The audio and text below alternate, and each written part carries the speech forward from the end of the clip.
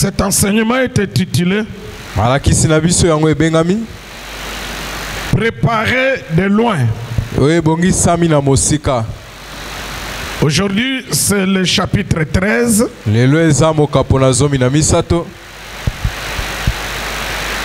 Et je vous rassure que nous tendons à la fin de ces enseignements. Que Dieu fasse grâce que la parole d'aujourd'hui puisse être une bénédiction pour toi.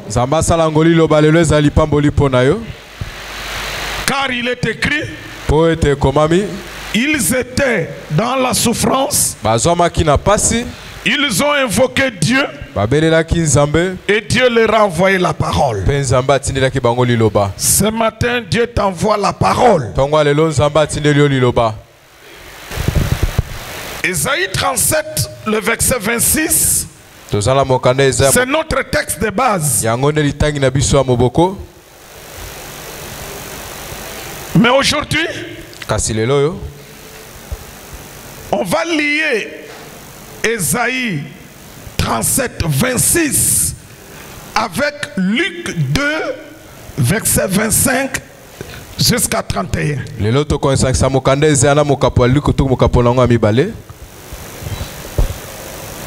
Ésaïe dit ceci. N'as-tu pas appris que j'ai préparé ces choses de loin?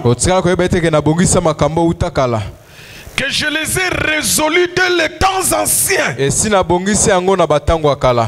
Maintenant j'ai permis qu'elles s'accomplissent.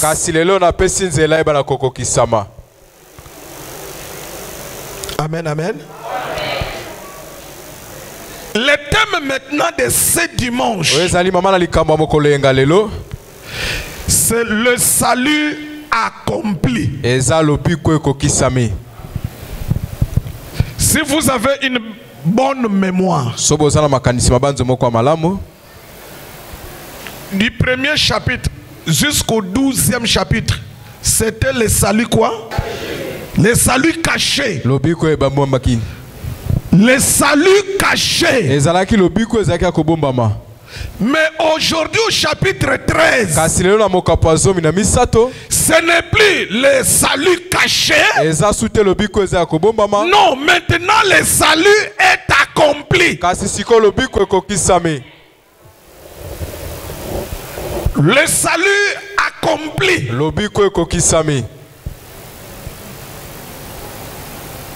On va nous lire Luc chapitre 2. Le verset 25 ou verset 31. Et voici, il y avait à Jérusalem un homme appelé Siméon. Cet homme était juste et pieux. Il attendait la consolation d'Israël et l'Esprit Saint était sur lui. Il avait été divinement averti par le Saint-Esprit qu'il ne mourrait point avant d'avoir vu le Christ du Seigneur. Écoutez. Il y a un homme appelé Siméon. Le Saint-Esprit lui dit, Siméon, toi tu ne mourras pas jusqu'à ce que tu aies vu le salut. Quel salut Siméon doit voir? Siméon va voir le salut préparé depuis l'éternité que Dieu a caché dans la création et que Dieu a caché dans la vie des hommes. Ce salut que Dieu a caché dans la mort d'Abel, que Dieu a caché dans la vie d'Enoch, dans la vie de Noé, dans la vie d'Abraham, d'Isaac, de Jacob, de Joseph, de Judas, de Moïse. Le salut que Dieu a caché dans David. Et Dieu dit à Siméon, le salut là, toi Siméon, avant de mourir, tu dois le voir. Oui. Il vint au temple poussé par l'Esprit Et comme le parent apportait le petit enfant Jésus pour accomplir à son égard ce qu'ordonnait la loi, il le récit dans ses bras, bénit Dieu et dit: maintenant, là c'est Siméon qui est en train de parler. Voilà Siméon Koloba. Seigneur, tu laisses ton serviteur s'en aller en paix selon ta parole, car mes yeux ont vu ton salut.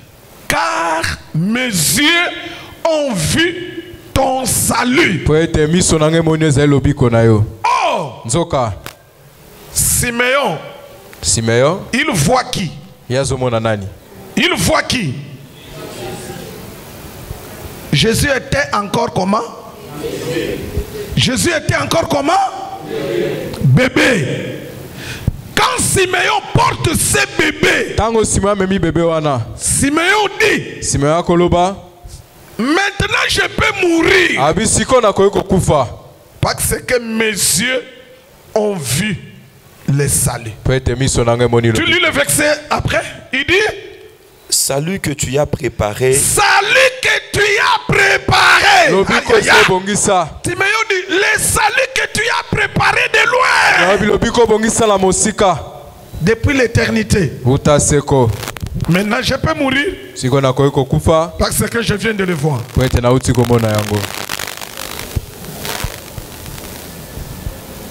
Écoute ce que 1 Jean chapitre 1 verset 1. Jean dit ceci: ce qui était dès le commencement, ce que nous avons entendu,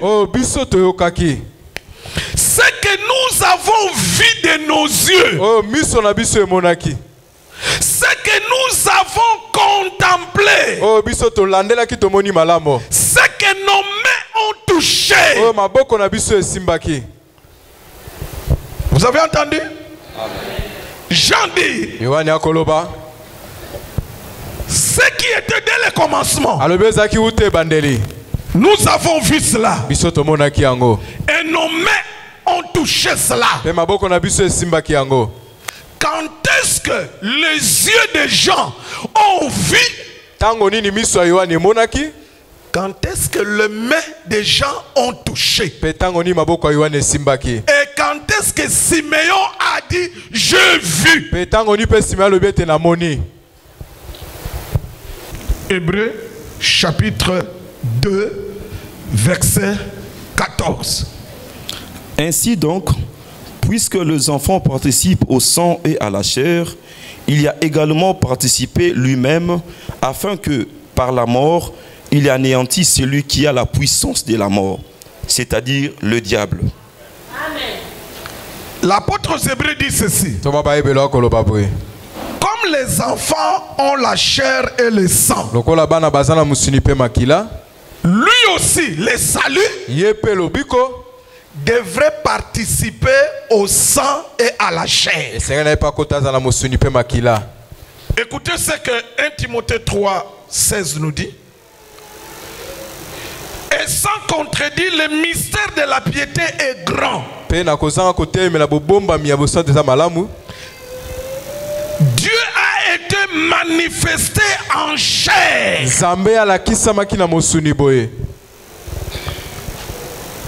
Que le Saint-Esprit donne le sens à ces écritures pour notre édification au nom de Jésus-Christ. Amen. Amen. L'honneur, l'autorité, le salut, la puissance et le règne pour des siècles et des siècles.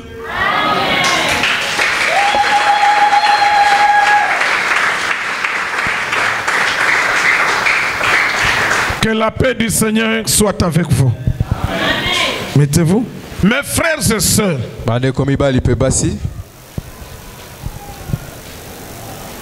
tout ce que Dieu a préparé, ça finira par s'accomplir. Pourquoi? Parce que Dieu n'est pas un homme. Le salut que nous vous enseignons aujourd'hui a été préparé depuis l'éternité. Et Dieu a caché ce salut dans la marche des hommes. Quand Dieu marchait avec les hommes, Dieu a pris le salut, il a commencé à cacher cela dans la vie des hommes. Donc quand vous lisez la Bible, dans l'Ancienne Alliance, de Genèse à Malachie, les écrits de la Bible là, ça cachait le salut. Dieu avait voulu que les choses soient ainsi pour accomplir la parole qui dit: la gloire de Dieu, c'est de cacher les choses. Quand Dieu marchait avec les hommes, avant le temps, Dieu cachait les choses dans leur vie. C'est pourquoi Dieu a caché le salut dans la vie d'Abraham. Il a appelé cela la promesse. Et cette promesse était la postérité. La postérité, c'était le salut promis à Abraham. Quand vous lisez les livres de l'Ancienne Alliance, il faut faire très attention. Dieu a caché le salut, mais il avait promis ceci, que ce que j'ai caché, ce que j'ai préparé, je vais l'accomplir. C'est pourquoi Dieu dit à Siméon: Siméon, toi tu ne vas pas mourir. Tu verras le salut de tes yeux. Siméon était là. Il partait dans le temple de temps en temps. Il attendait. Il attendait. Siméon attendait. Siméon espérait au salut. Il savait que quand Dieu dit, Dieu accomplit. Mais le rôle de Siméon, il fallait que Siméon ait deux choses en lui. Il fallait que Siméon ait la foi à ce que Dieu a dit. Et il fallait que Siméon soit patient. Quand Dieu promet, en toi, tu dois avoir deux choses. La foi à la promesse là que Dieu a dit. Et deuxième chose, la patience. Siméon a eu la foi à la promesse de Dieu. Et Siméon était patient. Siméon, il entre dans le temple comme d'habitude. Siméon ne savait pas que ce jour-là, c'est un jour spécial. Tu as l'habitude de venir à l'église. C'est devenu une habitude. Mais il y a un jour, ça ne sera plus l'habitude. Il y a un jour où tu verras la main de Dieu. Où tu verras de tes yeux ce que Dieu a promis. Siméon est venu. Comme d'habitude, il entre dans le temple. Comme d'habitude, Siméon entre dans le temple. Il trouve un couple avec un bébé. Le couple n'a pas dit à Siméon que ce bébé c'est le salut. Non. Non. C'est quand Siméon lui-même a porté le bébé. Le Saint-Esprit dit à Siméon, le salut dont Dieu t'avait promis de voir, c'est ce bébé. C'est alors que Siméon ouvrit la bouche et il dit, Seigneur Dieu, maintenant je peux mourir parce que mes yeux viennent de voir le salut. Je dis à quelqu'un qu'un jour, que ça ne soit pas le jour d'habitude, un jour dans ta vie, que ça ne soit pas un jour d'habitude, que tu puisses dire comme Siméon, maintenant Seigneur, que toute la gloire te revienne, parce que mes yeux ont vu ta promesse. Que cela t'arrive au nom de Jésus. Que cela t'arrive au nom de Jésus. Que cela t'arrive au nom de Jésus. Tous les jours ne sont pas les mêmes. Ces jours-là étaient différents de tous les jours de la vie de Siméon. Pourquoi? Il a vu de ses yeux les saluts qui étaient cachés. Il l'a vu se manifester. Le salut accompli s'est accompli dans 2 étapes. La première étape qui fait l'accomplissement du salut. Le salut s'est accompli dans la chair. Le salut a porté la chair.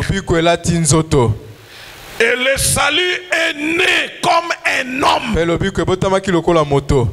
Les gens ont vu.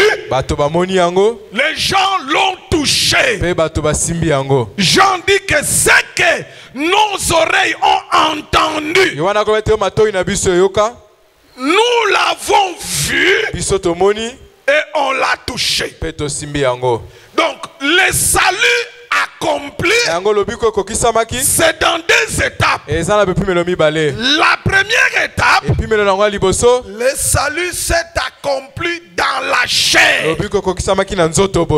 Quand le salut s'accomplit dans la chair, le salut c'est un homme qu'on peut toucher, à qui on peut parler, le salut qui peut manger, le salut comme un homme peut dormir. Dans la première étape, le salut s'accomplit dans la chair. C'est pourquoi l'apôtre aux Hébreux dit ceci: comme les enfants ont la chair et le sang, il fallait aussi que le salut porte la chair et le sang. Vous avez compris, Église? Le salut accompli dans la première étape, c'est le salut qui a porté la chair et qui est venu, qui est né comme un homme. C'est pourquoi quand Marie était grosse du Saint-Esprit et que Joseph voulait chasser Marie, le Seigneur donna à Joseph un songe et lui dira: ne chasse pas Marie. La grossesse qu'elle porte, ça vient du Saint-Esprit. Elle accouchera un fils. Tu lui donneras le nom de Jésus. Le salut dans la première étape, quand le salut s'accomplit, le salut est un homme né dans la chair. On peut le voir, on peut le toucher. Mais quand le salut est caché, on ne peut pas le voir, on ne peut pas le toucher. On ne touche le salut que quand le salut est accompli dans la chair. Et il y a des frères avant nous qui ont vu cela. Il y a le frère Siméon. Il a vu. Il a touché. Il y a le frère Jean. Il a vu. Il a touché. Il y a le frère Pierre. Il a vu le salut. Il a touché le salut. C'est la première étape. Quand le salut est accompli. Vous êtes avec moi? Est-ce qu'on peut acclamer pour le salut accompli dans la première étape?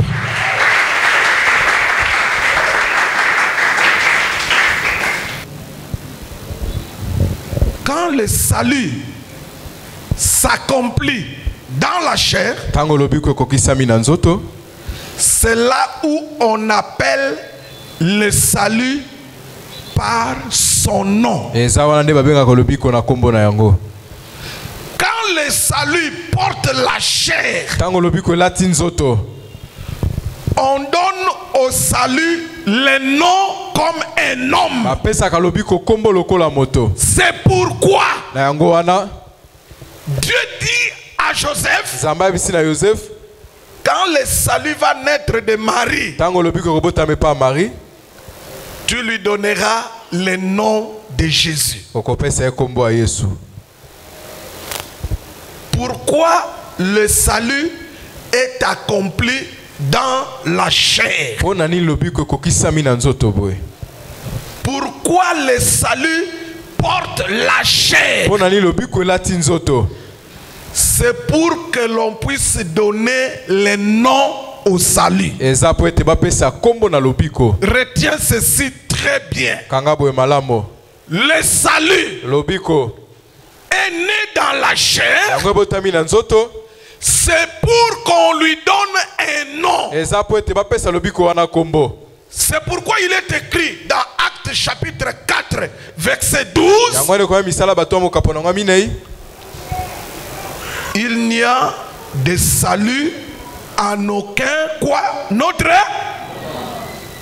Donc vous voyez le salut et puis les noms. Je dis le salut dans la chair, on lui donne un nom pour que le nom puisse sauver les gens. Vous avez compris? Et ce nom du salut, c'est Dieu qui l'a dit à Joseph. Le nom du salut, c'est Jésus. C'est dans la première étape. Maintenant, la deuxième étape, le salut accompli dans la deuxième étape. On va nous lire Jean chapitre 6, le verset 38. Car je suis descendu du ciel pour faire non ma volonté, mais la volonté de celui qui m'a envoyé. Écoutez ce que le salut est en train de dire. Il dit, je suis venu sur la terre. C'est pour accomplir la volonté. La volonté de Dieu. Donc, deuxième chose. Le salut dans la chair, c'est pour accomplir la volonté de Dieu. Je reprends. Je reprends. Le salut dans la chair, première mission, c'est de porter un nom. Pourquoi? Parce que ce nom-là va sauver les hommes. Deuxième chose, le salut accompli dans la chair a pour mission d'accomplir la volonté de Dieu. Quelle est cette volonté de Dieu? Quelle est la volonté de Dieu que le salut est venu accomplir? C'est la question qu'il faut se poser. Parce que le salut lui-même a dit, je suis venu pour accomplir la volonté de Dieu. Mais la question que nous lui posons, salut, quelle est la volonté de Dieu que toi tu es venu accomplir? La volonté de Dieu que le salut est venu pour accomplir, c'était la mort. C'était la mort. Pourquoi? Pourquoi la mort d'abord? Premièrement, la mort dans la marche du salut. Quand le salut était encore caché, il y a à un certain moment, le salut était tué. C'était dans la vie d'Abel. Comme dans la vie d'Abel, le salut était tué. C'était ça la volonté de Dieu. C'est pourquoi quand le salut est accompli dans la chair, le salut lui-même dit, je suis venu pour accomplir la volonté de Dieu. C'est quelle volonté? De quelle volonté parles-tu? C'est la mort. Le salut devrait obligatoirement mourir. Pourquoi? Parce que quand Dieu cachait le salut, le salut a été tué dans la vie d'Abel. Tué par qui? Par le frère d'Abel. Cela voulait dire quoi? Cela cachait quoi? Ça cachait ceci, que quand le salut va s'accomplir dans la chair, quand le salut sera un homme comme Abel, on va le tuer. Par qui? Par ses frères les Juifs. C'est pourquoi Jésus, étant le salut, il a été tué par ses frères. Est-ce que vous me comprenez? Est-ce que vous me comprenez? Maintenant regardez. Jésus a terminé son ministère.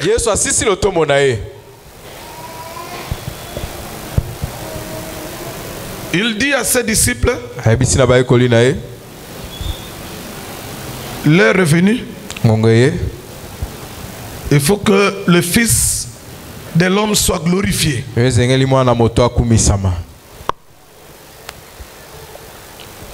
Il dit partons. Il a pris ses disciples, il est parti à Gethsemane. Ils étaient là la nuit. Il était avec les 11. Parce qu'un seul n'était pas là, c'est Judas. Jésus, comme le salut, comme un homme, il est à Gethsemane. Il voit la mort venir. Il le prie. Il dit, Père, tu peux éloigner cette mort. Après il dit, non pas ma volonté, mais ta volonté. Or la volonté de Dieu, c'était que Jésus le salut puisse mourir. Alors ils sont venus, Judas avec tout le groupe, ils ont arrêté Jésus. Ils ont arrêté le salut. Ils l'ont amené chez Anne, chez Caïphe, chez Hérode, chez Pilate. La même nuit, il est passé par 4 personnes. C'est là une explication. Ne croyez pas que c'était un hasard. Une nuit, il passe en jugement devant 4 personnes. Le matin, quand on amène le salut à la montagne de Golgotha, c'est pour accomplir le salut caché dans Isaac. Or Isaac, c'était le fils unique. On l'a amené à la montagne comme sacrifice. Et quand on amène Jésus à la montagne, c'était pour accomplir ce qui a été caché dans la vie d'Isaac. Vous comprenez avec moi?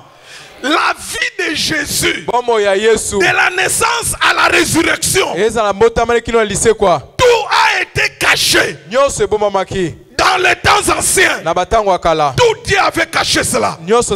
Jésus ne faisait qu'accomplir ce qui était caché. Donc, on amène Jésus à la montagne. C'est-à-dire, Jésus ne pouvait pas mourir dans une vallée. Jésus ne pouvait pas mourir dans une maison. Non. Selon les saluts cachés, Jésus devrait mourir où? Parce qu'il est le salut caché dans Isaac. Très bien. On l'a amené là-bas. Quand on déshabille Jésus, c'est le salut caché dans Joseph. Parce que c'est Joseph qu'on avait déshabillé. C'est Joseph qu'on avait enlevé la tunique. C'était le salut caché. C'est pourquoi quand le vrai salut est venu, on l'a amené à la montagne comme Isaac. On l'enlève les habits comme Joseph. Vous avez compris? Jésus à la montagne, comme Isaac, on le place sur la croix. On place Jésus sur la croix. On place le salut sur la croix. Quand on place le salut sur la croix, c'est le salut caché dans qui? Très bien. C'est le salut caché dans? Très bien. Isaac a été mis sur? Très bien. Que Dieu te bénisse, mon frère. On a mis Jésus à la croix, le salut. Suivez. Il est là. Jusque-là, il n'y a pas de problème. Il est là. Il a commencé à parler. Père, pardonne-les. Il a commencé à parler. Aujourd'hui, je serai avec toi au paradis. Quand un voleur a dit, souviens-toi de moi quand tu viendras dans ton royaume. Jésus dit, ce soir on sera avec toi au paradis. Il est là. Après un temps, le salut va mourir. Mais écoutez bien. Jean chapitre 19. Écoutez Jean chapitre 19. Verset 30. Écoutez ce que le salut va dire. Église. Écoutez très bien. Ce que le salut va dire. Avant de mourir. Écoutez ce que le salut va dire. Le salut préparé de loin. Le salut qui était caché. Le salut accompli dans la chair. Écoutez ce qu'il va dire maintenant. Il dit, quand Jésus y prit le vinaigre, il dit, tout est accompli. Tout est accompli. Tout est accompli. Qu'est-ce qui est accompli? C'est le salut préparé de loin. C'est le salut caché dans la vie des gens. Et c'est toutes les prophéties annoncées concernant Jésus. Tout ce qu'on avait dit sur Jésus.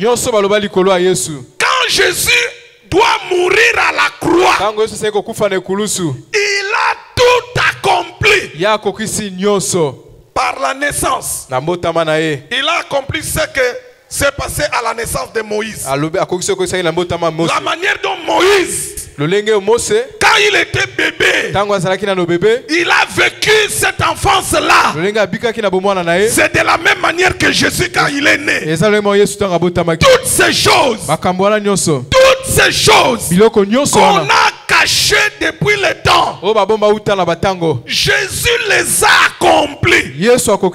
Maintenant, la dernière étape, c'était mourir à la croix. C'est pourquoi avant de mourir, il rassure maintenant et pour dire tout est accompli. Tout ce qu'on a dit de moi, tout ce que les prophètes ont dit de moi, tout ce qu'on a caché dans la vie des hommes, tout ce qu'on a préparé de loin, ça s'est accompli maintenant.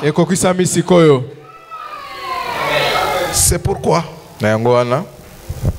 Esaïe, Dieu avait dit, ce que j'ai préparé de loin, j'ai décidé que ça s'accomplisse maintenant. Je dis à quelqu'un, ce que Dieu a dit, ce que Dieu a dit pour toi, ce que Dieu a dit pour l'église, ce que Dieu a préparé de loin pour l'église, pour ta vie, il y a un jour tu diras tout est accompli. Il y a un jour tu diras, il y a un jour tu diras tout est accompli. Pourquoi? Parce que celui qui fait la promesse, il est fidèle. Pourquoi? Parce que celui qui cache les choses, il les accomplira. Il est Dieu, il n'est pas un homme.